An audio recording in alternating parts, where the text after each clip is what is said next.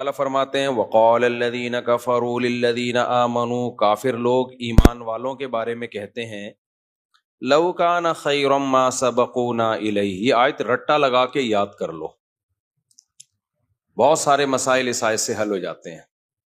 وہ کہتے تھے لو کان خیرن، اگر یہ اسلام کوئی خیر کی چیز ہوتی، ما سبقونا الیہ، تو یہ جو ایمان لائے ہیں نا لوگ، یہ ہم سے پہل نہ کرتے. کیا مطلب؟ ایمان جو لائے تھا ان کو کیا کہا جاتا تھا؟ صحابہ. وہی تھے نا صحابہ. صحابہ جو ایمان لائے تھے، جن میں حضرت ابو ہریرہ، عبداللہ بن مسعود، سیدنا ابو بکر، سیدنا عمر، حضرت عثمان، حضرت علی، عبد الرحمن ابن عوف، بہت سارے صحابہ تھے. انس ابن مالک، جو مشہور صحابہ ہیں، حضرت ابو دردہ. مشرکین کو اپنے دولت پہ، اپنی سرداری پہ اور اپنی ذہانت پہ بہت زیادہ ناز تھا کہ ہم ذہین لوگ ہیں، ہم قوم کے بڑے لوگ ہیں، اور ایمان لانے والے ابن مسعود جیسے، ابو ہریرہ جیسے غریب اور مسکین. تو وہ تکبر میں کہا کرتے تھے کہ اگر اسلام کوئی خیر کی چیز ہوتا تو یہ غریب غربا قسم کے لوگ تھوڑی پہل کرتے. خیر کی طرف جو مائنڈ جاتا ہے وہ کس کا پہلے جائے گا؟ ہمارا مائنڈ. یہ لوگ گئے ہیں، اس کا مطلب یہ کوئی خیر کی چیز، جملہ مکمل کیا کریں بھائی جان، یہ کوئی خیر کی چیز نہیں ہے. آپ کیا مشرکین کے اس نظریے سے متفق ہو؟ بولو. 100% نہیں. ہم الٹا کرتے ہیں اس جملے کو جو مشرکین نے کہا تھا. ہم کہتے ہیں لو کان خیرن، کوئی اگر خیر کی چیز ہوگی، لسبقونا، لام تاکید کا ہے. وہ کہتے تھے ما سبقو، وہ ہم پہ سبقت نہیں کریں گے. ما کا معنی نہیں. ہم کہتے ہیں لسبقونا الیہ، وہ یقیناً ہم پہ پہل کریں گے. اس سے بدعت کا پورا دروازہ ہمیشہ کے لیے بند ہو گیا. کوئی خیر کا کام ہے صحابہ نے نہیں کیا، اٹ مینز وہ خیر کا کام نہیں ہے. ہمارا نظریہ مشرکین والا نہیں ہے. مشرکین کہتے تھے خیر کا کام ہوتا تو ہم کرتے، یہ تھوڑی ہم سے پہل کرتے. ہم اس کلام کو مانتے ہیں کیا؟ نہیں مانتے. ہم اس کو الٹا کرتے ہیں. ہم کہتے ہیں خیر کا کام ہوگا ہم بعد میں کرتے، پہلے کس نے کیا ہوتا؟ صحابہ نے کیا ہوتا. سمجھتے ہو کہ نہیں سمجھتے ہو؟ تبھی میں بار بار کہتا ہوں قرآن و سنت کی وہ تشریح جو صحابہ نے جس پر عمل نہیں کیا، اس کا مطلب وہ خیر نہیں ہے، وہ آپ کی اپنی تشریح ہے جو آپ امت پہ تھوپ رہے ہو. شب برات میں دیکھ لو نا کیا ڈرامے بازیاں ہوتی ہیں. قبرستان والی حدیث پیش کی جاتی ہے شب برات کے بارے میں. سارے خطیب حدیثیں پیش کر رہے ہوتے ہیں کہ نبی صلی اللہ علیہ وسلم 15 شعبان کو قبرستان گئے ہیں. تو ہم بھی 15 شعبان کو کہاں جائیں گے بھائی؟ قبرستان. ہم کہتے ہیں حدیث ضعیف ہے، کہتے ہیں نہیں بھائی تمہیں تو جو حدیث تمہارے خلاف جائے وہ ضعیف ہو جاتی ہے. لو بھیا، تو آخری جواب کیا ہوگا؟ ارے صحابہ سے دکھا دو کون اس رات قبرستان گیا ہے. کیوں؟ اگر شب برات کو 15 شعبان کو قبرستان جانا خیر کا کام ہوتا تو ابو بکر گئے ہوتے کہ نہیں ہوتے؟ عمر گئے ہوتے کہ نہیں ہوتے؟ عثمان گئے ہوتے؟ علی گئے ہوتے؟ ابن مسعود گئے ہوتے؟ ابو ہریرہ گئے ہوتے؟ جابر بن عبداللہ گئے ہوتے؟ معاذ بن جبل گئے ہوتے؟ سیدہ عائشہ گئی ہوتی؟ سیدہ زینب گئی ہوتی؟ یہاں تو جینٹس بھی جا رہے ہیں اور لیڈیز بھی جا رہی ہیں، اور جتھوں کی شکل میں جا رہے ہیں. اس لیے میرے بھائی یہ بدعت والا کام کیا کرو؟ بولو نا، چھوڑ دو. لو کان خیرا ما سبقونا الیہ، اذان سے پہلے اگر اس کام کی کوئی فضیلت ہوتی جو ہمارے ہاں صلاۃ والسلام پڑھا جاتا ہے بعد میں بھی پہلے بھی، تو بھائی صحابہ کرام اس کام میں ہم پہ پہل کرتے، کیونکہ وہ لوگ خیر پر ہم سے بہت زیادہ حریص تھے.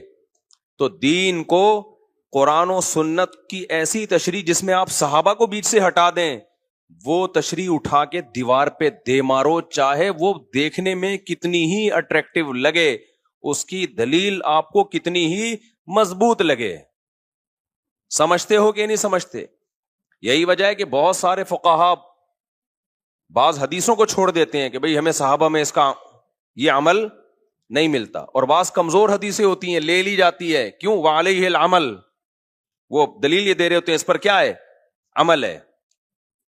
اور ان سب باتوں کی دلیل جیسے قرآن کی آیت ہے, ایک اور حدیث ہے جو میں بار بار بیان میں بتاتا ہوں. آج میرا ٹاپک نہیں ہے تو میں آگے چلوں گا انشاءاللہ یہ اس کو بیان کر کے. وہ یہ کہ جب نبی صلی اللہ علیہ وسلم نے فرمایا نا امت میں 73 فرقے ہوں گے, کلہم فی النار, سب کے سب جہنم میں سوائے ایک کے. اس حدیث کو اس پہ تو پیش کیا جاتا ہے کہ فرقہ واریت غلط ہے, فرقے نہیں ہونے چاہیے. لیکن جتنے لوگ یہ حدیث پیش کر رہے ہوتے ہیں آدھی بات کرتے ہیں اور آدھی پی جاتے ہیں. یقیناً اس حدیث سے پتہ چلتا ہے صرف ایک جنتی, باقی سارے کہاں؟ بولو نا, جہنم. واقعی فرقے غلط ہیں, فرقے نہیں ہونے چاہیے. لیکن پوری بات تو پوچھو بھائی, سارے فرقے جہنمی ہیں؟ سارے جہنم میں؟ نبی نے فرمایا ایک ان میں سے کیا ہوگا؟ بولو نا, وہ جنت میں ہوگا. وہ بھی تو فرقہ ہی ہوگا, وہ بھی تو ایک کانسیپٹ ہی ہوگا, وہ بھی تو ایک نظریہ ہی ہوگا. اگلا سوال صحابہ نے پوچھا, یا رسول اللہ کون سا فرقہ جنت میں جائے گا؟ یعنی کلہم فی النار, سارے جہنم میں, تو ایک جو جنت میں ہوگا وہ کون سا ہوگا؟ تو نبی نے جو علامت بتائی ہے اس کو خوب غور سے سنو, بار بار بتاتا ہوں. نبی یہ نہیں فرمایا کہ جو قرآن پہ چلے گا, کیونکہ ہر فرقہ اپنی نسبت کس کی طرف کرتا ہے؟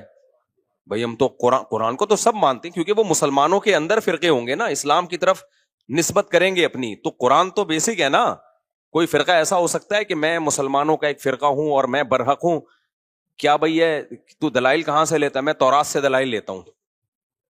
میں جب ریفرنس دوں گا تورات اور انجیل کے دوں گا, تو لوگ کہیں گے یار تو جڑ سے ہی ختم ہو گیا. اس لیے قرآن کے نام پہ تو ہر شخص کوئی صحیح تشریح کرتا ہے اور قرآن کے نام کا کوئی منجن بیچتا ہے. تو اس لیے نبی نے یہاں قرآن کا نام نہیں لیا. یقیناً قرآن پہ چلنا ہی والا ہی برحق ہوگا, لیکن یہاں نبی تو بتا رہے ہیں نا کہ ان 73 میں ٹھیک کون سا ہوگا, تو اس کی سلیکشن کا آسان طریقہ بتایا جائے. اگر آپ بتا دیتے جو قرآن پہ چلے گا, تو ہر شخص دعویٰ کیا کر رہا ہے؟ قرآن. پروفیسر غامدی صاحب بھی کہتے ہیں میں قرآن کو مانتا ہوں. وہ حضرت عیسیٰ کی موت کے دلائل بھی قرآن سے دے رہے ہوتے ہیں, حالانکہ قرآن سے ان کی موت کے دلائل, لیکن باتوں کو گھما دیا. پبلک کو تو نہیں قرآن کی سنت کا زیادہ پتا ہوتا. تو نبی نے کیا فرمایا؟ یہ بھی نہیں فرمایا کہ جو حدیث پہ چلے گا, اس لیے کہ بہت سے لوگ اپنی نسبت کہاں کر دیتے ہیں؟ حدیث کی طرف. لیکن حدیث کی وہ ایسی تشریح کر رہے ہوتے ہیں جو صحابہ سے ثابت نہیں ہوتی. اس لیے پوری بات نبی نے فرمائی, ما انا علیہ و اصحابی, جس پر میں ہوں اور میرے صحابہ. میں کا کیا مطلب؟ قرآن پہ تو چلنا ہے, لیکن قرآن پہ اس طرح سے چلنا ہے جیسے میں چلا. قرآن کی کوئی ایسی تفسیر مارکیٹ میں نہ لے آنا جو میرے زمانے میں نہ ملتی ہو, جس پر میرا عمل نہ ہو, اور میرے عمل کی ایسی تفسیر نہ لے آنا جو صحابہ سے ثابت نہ ہو. تبھی تو میں بار بار جو چیلنج کرتا ہوں نا, 3 طلاق ایک نہیں ہوتی, اس پہ بہت سارے اب میرے خلاف کلپ آنے لگے. ابے کسی ایک صحابی سے دکھا دو نا یار جس نے 3 طلاقوں کو ایک کہا ہو, دکھا دو نا آپ. اور حدیث کی کتابوں میں 3 کو 3 کہنے کے فتوے بھرے ہوئے ہیں, اس کا کوئی جواب نہیں دیتا. گھماتے رہتے ہیں ایکچولی یوں کر کے. چھوڑو تم قرآن و سنت کو, تم یہ بتاؤ قرآن و سنت کی وہ تشریح معتبر ہے جو صحابہ کی تھی, یا تمہاری اپنی معتبر ہے؟ تو خیر یہ تو بیچ میں ضمناً ایک مسئلہ آ گیا, لیکن یہ پورا اصول ہے, یاد رکھو. آپ صحابہ کو بیچ سے نکال کے اگر ڈائریکٹ قرآن و سنت پہ چلنے کی کوشش کرو گے, لیبل قرآن و سنت کا ہوگا, لیکن وہ قرآن و سنت کی آپ کی ذاتی تشریح ہوگی جو آپ اٹھا کے امت پہ تھوپ رہے ہوگے. سمجھتے ہوگے نہیں سمجھتے؟ اور صحابہ کا کسی مسئلے پہ اجماع ہو جائے وہ تو پھر انف, کیونکہ نبی صلی اللہ علیہ وسلم کی صحیح حدیث ہے, سب اس کو مانتے ہیں, لا تجتمع امتی علی ضلالہ, میری امت کبھی گمراہی پہ جمع نہیں ہو سکتی, کسی بھی دور میں نہیں ہو سکتی. یہ کسی زمانے کے ساتھ خاص نہیں ہے, کوئی بھی دور آ گیا نا امت کسی ایک مسئلے پر ہو گئی, اب حق اس میں منحصر ہے. کیونکہ اگر ہم مان لیں کہ یہ غلط مسئلے پر جمع ہو گئی تو اس کا مطلب امت گمراہ ہے, پوری امت گمراہ, جبکہ پوری امت گمراہ نہیں ہو سکتی. تو اجماع میں سب سے پہلے درجے کا اجماع کس کا ہے؟ صحابہ کا. پھر بعد والے لوگوں کا، پھر بعد والے لوگوں کا. اور اجماع کی بھی دو قسمیں یاد رکھو. ایک اجماع تو وہ ہے کہ بہت سارے صحابہ سے ایک عمل تواتر کے ساتھ. ایک یہ ہے جس کو اجماع سکوتی کہتے ہیں. صحابہ نے کسی نے بھرے مجمع میں ایک عمل کیا اور کسی نے ان پر اعتراض نہیں کیا، یہ بھی اجماع ہے. تو یہ چند اصول اچھی طرح سے سمجھیں. اور یہ آیت یاد رہے گی نا، لو کان خیرا ما سبقونا الیہ. مشرکین کہتے تھے کہ اگر اسلام خیر کا کام ہوتا تو صحابہ ہم سے پہل نہ کرتے. ہم کیا کہتے ہیں بھائی، کوئی بھی خیر کا کام ہوگا تو ہم سے پہلے صحابہ نے کیا ہوگا. تبھی ہم کہتے ہیں بھائی مردوں کے ایصال ثواب کے لیے اجتماعی قرآن خوانیاں مت کیا کرو. حضرت ابو بکر کا انتقال ہوا، کبھی دیکھا حضرت عمر نے تمبو لگایا، دیگیں پکائیں اور سارے صحابہ کو بلایا، چل بھائی تو پہلا پارا، تو دوسرا پالا، تو تیسرا پارا. کبھی دیکھا آپ نے کسی نے؟ کوئی ضعیف روایت ہے اس بارے میں؟ کوئی دیگوں کے ڈھکن کہیں نہیں ملا ہوگا نا آپ کو. یا اس زمانے میں دیگیں نہیں ہوتی تو کچھ تو ہوتا تھا نا، کسی میں تو کچھ پکتا ہوگا. حضرت علی کی شہادت ہوئی، سیدنا عثمان کی شہادت ہوئی، کوئی برسی ہوئی؟ بولو نا کیا ہو گیا بھائی جان، چپ کیوں بیٹھے ہو؟ کوئی برسی ہمیں ملتی ہے صحابہ کے دور میں کہ فلانے کی حضرت عمر کی برسی منائی ہو، یا حضرت عثمان کی منائی ہو، یا کسی نے کسی کی ابا کی منائی ہو، اماں کی منائی ہو. یادگار کے لیے تصویریں رکھنا بزرگوں کی گھر میں. آج لوگوں نے اپنے پیر صاحب کی تصویر لٹکائی بھی ہوتی ہے. سب سے بڑے پیر تو محمد صلی اللہ علیہ وسلم تھے، اور تصویر سازی کا فن اس وقت عروج پر تھا. اس کے باوجود ہمیں نبی کی کوئی تصویر صحابہ سے نہیں ملتی. اس سے پتہ چلتا ہے عقیدت کے لیے گھروں میں تصویر لٹکانا حرام اور ناجائز ہے. نبی نے صحابہ کی ایسی ٹریننگ کی تھی تصویر کے بارے میں، ایسی تربیت کی تھی کہ نبی سے بے پناہ محبت کے باوجود بھی کسی صحابی نے یہ جرات نہیں کی. یہ جتنی تصویریں آتی ہیں نا مسلم ہیروز کی، فرضی ہوتی ہیں. مسلمان کبھی نہیں تصویر بناتے تھے. صرف ایک محمد ابن قاسم ایسا ہے لیڈر جس کی تصویر کے بارے میں مورخین کہتے ہیں اوریجنل تصویر ہے. داڑھی اس کی پوری تھی، لیکن اگر تصویر میں داڑھی کم آ رہی ہے تو غلط ہے. وہ کیوں ہے؟ اس کی وجہ ہم نے کتابوں میں پڑھی ہے. وجہ یہ ہے کہ محمد ابن قاسم جب ہندوستان یہ سندھ کے راستے سے آیا نا، یہاں تو ہندو رہتے تھے، تو اس نے یہاں اتنا انصاف دیا لوگوں کو، اور لوگوں کے ساتھ ایسا اچھا سلوک کیا محمد بن قاسم نے، کیونکہ مسلم فاتح بن کے آیا تھا. یہاں پہلے ہندوؤں کے کوئی بہت ظالم قسم کے لوگ ہوتے تھے، تو ہندوؤں کو اس سے عقیدت ہو گئی، اور ہندوؤں کو جس سے عقیدت ہونا اس کو بھگوان بنا لیتے ہیں. وہ یہ ہمیشہ سے چلا آ رہا ہے. تو جب محمد بن قاسم واپس گیا ہے نا، ہندوؤں نے اس کی تصویریں بنا کے پوجنا شروع کر دیا اس کو. اس وجہ سے ہندوستان کی تاریخ میں کس کی تصویریں باقی رہ گئیں؟ محمد بن قاسم کی. ظاہر ہے اس میں تبدیلی آئی ہوگی، میں نہیں کہہ رہا ایگزیکٹ وہی ہے، لیکن ہمیں محمد بن قاسم کی ہندوستان میں تصویریں ملتی ہیں. وجہ اس کی ہے کہ ہندوؤں کے ساتھ اس نے اتنا اچھا سلوک کیا، اتنا اچھا سلوک کیا. یہ تو اب تاریخ کو نا مسخ کیا جا رہا ہے ایک پروپیگنڈے کے تحت. محمد بن قاسم کو ڈاکو بنا کے پیش کیا جا رہا ہے، اور اس کو ظالم بنا کے پیش کیا جا رہا ہے. اب تاریخ کیا ہو رہی ہے؟ مسخ، چینج، تاکہ جو مسلم ہیروز تھے جن کے دنیا میں بڑے کارنامے، اور اس میں ہمارے کچھ مسلم اسکالر بھی ہیں جو لیبل اسلام کا لگاتے ہیں، کام سارا وہی کر رہے ہیں جو سیکولر لوگوں کا کام ہے. سمجھتے ہو کہ نہیں سمجھتے ہو؟ تو اس سے بھی پتہ چلتا ہے بھائی گھروں میں بزرگوں کی، باپ دادا کی تصویریں بولو مت لگائے کرو. اس سے بھی ہمیں پتہ چلتا ہے کہ اگر میرے بھائی 12 ربیع الاول منانا، میں اسی سٹائل میں کہوں گا نا جس سٹائل میں تقریریں ہوتی ہیں 12 ربیع الاول، اگر 12 ربیع الاول کا حلوے مانڈے اور اس میں جو کچھ ہو رہا ہے، یہی ہو رہا ہے نا، ناچ رہے ہیں، گا رہے ہیں اور حلوے مانڈے بانٹ رہے ہیں، اگر یہ خیر کا کام ہوتا تو صحابہ نے ہم سے پہلے کیا ہوتا. پوری اسلامی تاریخ اٹھا کے دیکھ لو، صحابہ، تابعین، تبع تابعین، چاروں ائمہ، مجتہدین، امام بخاری، امام مسلم، امام ابو داؤد، جتنے محدثین فقہا گزرے ہیں، کہیں بھی ہمیں اس کا 12 ربیع الاول ان کی زندگی میں آیا اور کچھ بھی انہوں نے کیا ہو، اس کا بھی ثبوت نہیں ملتا. کچھ بھی نہیں. ان کی زندگی میں جو حیثیت 11 تاریخ کی تھی وہی کیسی تھی؟ وہی 12 کی تھی، اور وہی 13 کی تھی. فقہی کتابوں میں جو اسلامک لا لکھا ہوتا ہے نا صدیوں سے، اس میں 12 تاریخ کا کوئی ایک حکم بھی الگ سے بیان نہیں کیا گیا کہ اس دن یہ کرنا زیادہ ثواب. حتیٰ کہ اس دن درود شریف کثرت سے پڑھنا بھی زیادہ ثواب نہیں ہے، عام دنوں کے جیسے ثواب ہے. جمعے کے بارے میں آتا ہے حدیث میں کہ درود شریف پڑھنے کا ثواب، صحیح حدیث صحیح ہے. ابے جمعے کے بارے میں آتا ہے کہ درود شریف پڑھنے کا ثواب جمعے کے دن عام دنوں سے زیادہ، جبکہ نبی کی پیدائش کا دن جمعہ تھا یا پیر تھا؟ پیر. لیکن ثواب کس دن زیادہ رکھا؟ جمعے کا. اسی وجہ سے ہم نے بہت سارے علماء کو دیکھا ہے جمعے کے دن عصر سے مغرب تک درود ہی پڑھتے ہیں، وہ درود شریف پڑھتے ہیں وہ، یا اور کسی بھی ٹائم پہ درود شریف کی کثرت کرتے ہیں. تو حالانکہ پیدائش کس دن ہوئی ہے نبی کی؟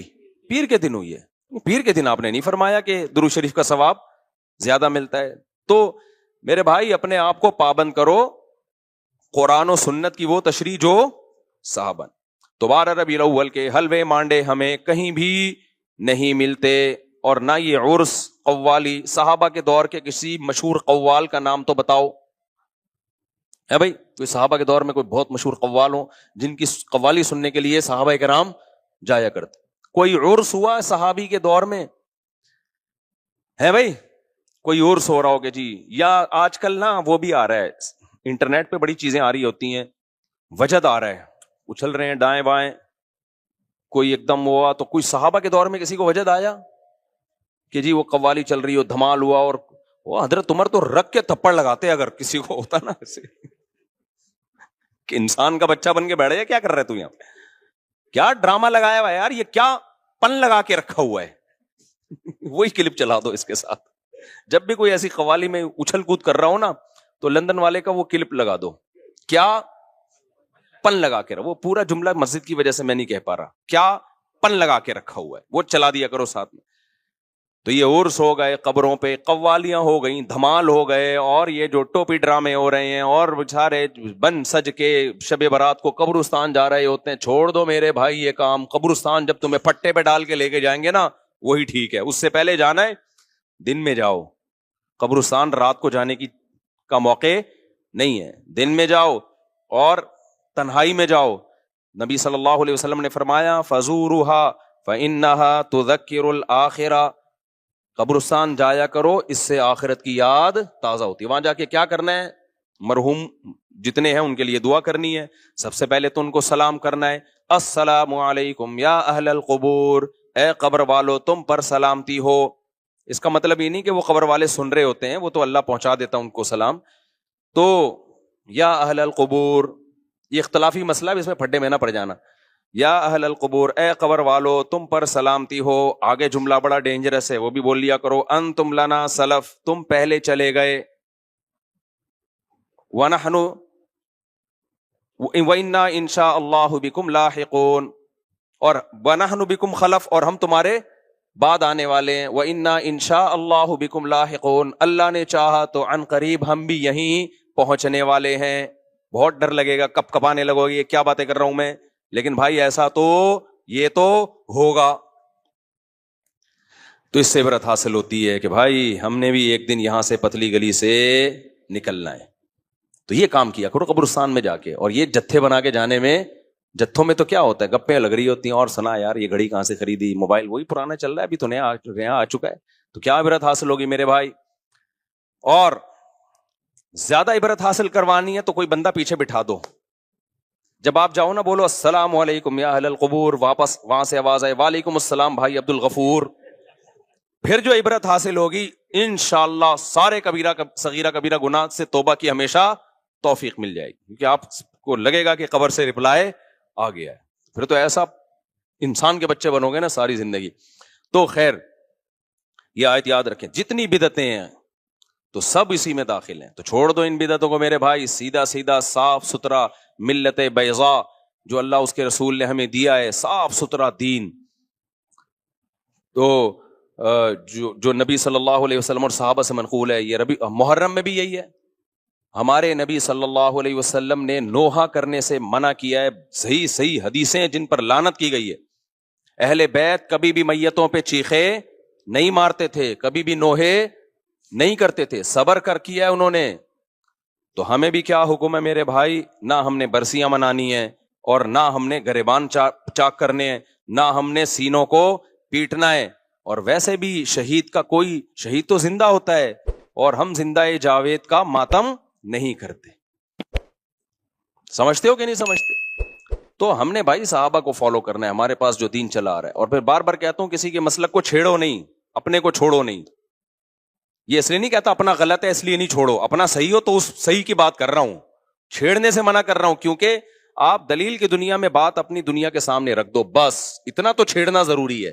آگے بحث مباحثہ کرنے کی کوشش مت کرو, اس سے اختلاف پیدا ہوتا ہے, جھگڑے پیدا ہوتے ہیں, ملک میں فساد پیدا ہوتا ہے. یہ مطلب ہے میرا کہ دوسرے کو چھیڑو نہیں. سمجھتے ہو کہ نہیں سمجھتے؟ اور اپنے کو چھوڑو نہیں کا مطلب یہ نہیں کہ اگر اپنا غلط ہونا ثابت ہو جائے تو بھی نہیں چھوڑو. تو اپنے سے میری مراد ہمارا اپنا, جس کو ہم صحیح سمجھتے ہیں, اس کے بارے میں ہم کہہ رہے ہیں. میری ہر چیز کو لوگ غلط لے کے جاتے ہیں کہ اچھا تمہارا مسئلہ غلط ہو تو بھی نہیں چھوڑو. غلط ہونا ثابت ہو جائے گا 2 منٹ میں چھوڑ دیں گے انشاءاللہ. ثابت تک کرو میرے بھائی, تمہارے کہنے سے تھوڑی ثابت ہوگا. کیونکہ ہمیں فخر ہے کہ ہم ائمہ اربعہ کو فالو کرتے ہیں, چاروں اماموں کو مانتے ہیں برحق. اور ائمہ اربعہ نے قرآن سنت اور کس کو اصل بنایا؟ صحابہ کو. وہ قرآن و سنت کی وہ تشریحات نہیں کرتے جو صحابہ سے ثابت نہ ہو.